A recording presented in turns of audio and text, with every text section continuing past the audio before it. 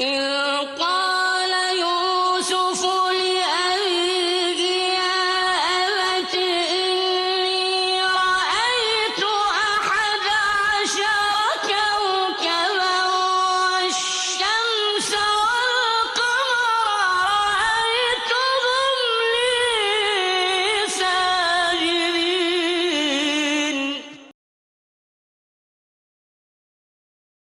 In the name of God, and prayers and peace be upon the messenger of God.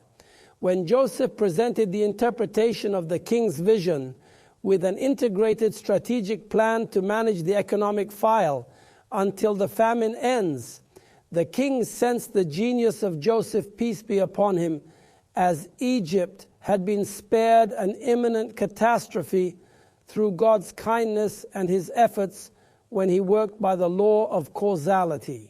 In the following verse, the king said, "Bring him to me."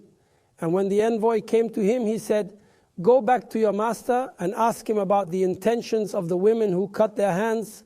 My Lord is well aware of their schemes." It is said that the messenger who came to Joseph in the prison was the cupbearer himself, or it may be one of the staff running the prison. Imagine Joseph's patience, the perfection of his opinion, his wisdom, and his insight. Imagine a person in prison and the king sends for him and brings him out. There is no doubt that he will be happy and rush to get out.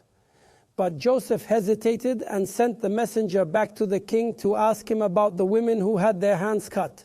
Some bad rumors affected the reputation of Joseph, peace be upon him, and some people took a distorted image of him because of the plots of women and the ruler's wife.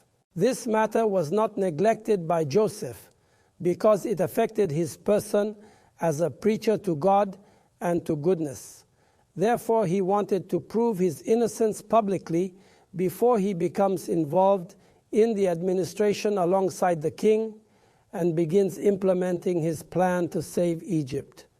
The Quranic comment at the end of the verse, "My Lord is well aware of their schemes," reaffirms Joseph's seeking help from his Lord and his repetition of the word, "My Lord," in good times and bad.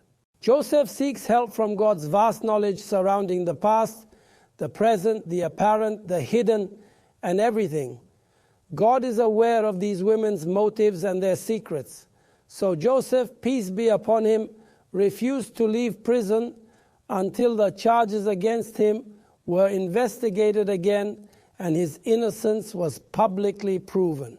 This increased his credit with the king, who felt that he was an unusual person when he insisted on not leaving prison until he completed what remained incomplete, and the truth from falsehood in what happened to him with the women and the ruler's wife became clear.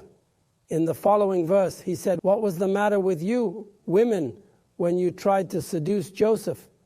They said, "Allah forbid, we know nothing indecent about him." Then the governor's wife said, "Now the truth is out.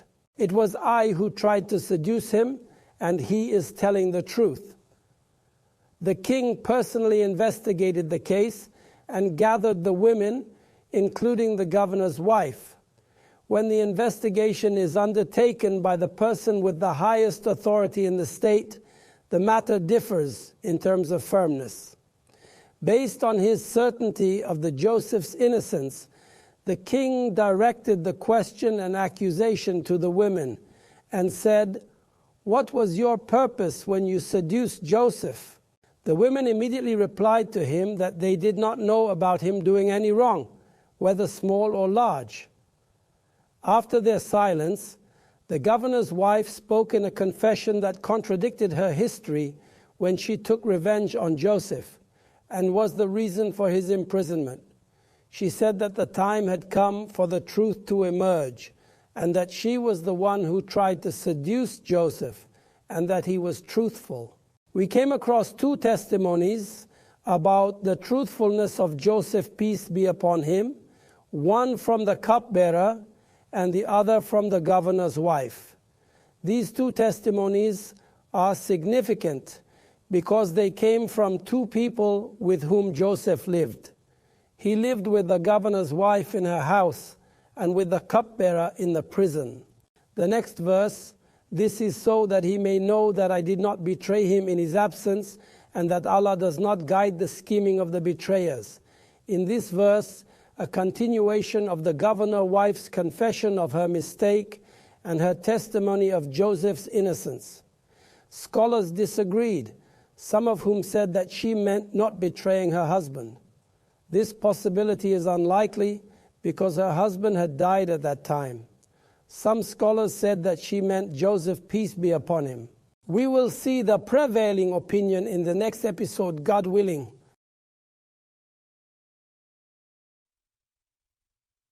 إذ